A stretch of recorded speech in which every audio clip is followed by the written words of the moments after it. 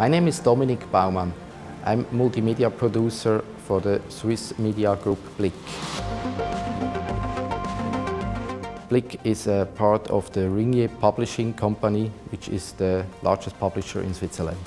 I worked as a news photographer for Blick for about 10 years, and then after that I began to do 360 photography, and it was really, I thought that's a cool thing, 360, because you can bring the people, the audience, to places they cannot go to but want to be.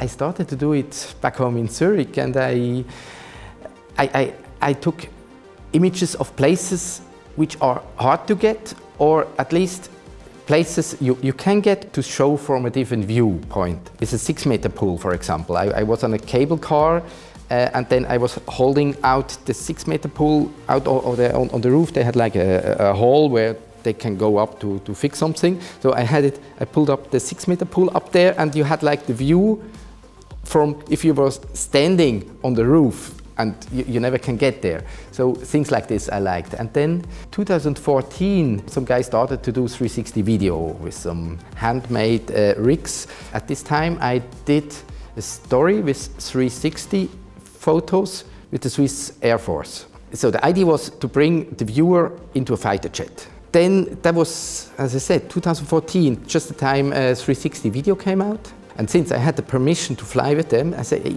can we do another flight with a 360 video? And then I took a rig with me with 6 GoPro cameras, stitched this together to a movie, and it was one of the first 360 movie around.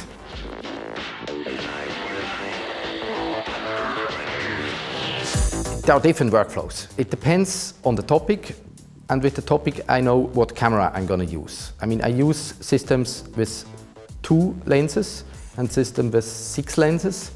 And depending on that, the first is the question how you stitch. After the stitching, I usually go to After Effects. Most of the time I have the tripod in the image. Since the camera gets everything around you, it gets also the tripod and the shadow of the tripod. So I go to After Effects and remove that and use the immersive tools. Sometimes I even go then, I make a screenshot and go to fix it in Photoshop, put it back in After Effects, render that out, then I go with all these files to Premiere and make my timeline and add the sound and everything, and then add some like titles, go again to After Effects, make the titles, put them back in Premiere. I'm happy that there are these immersive tools now in the Adobe products. It really makes it much easier to work in this spherical room.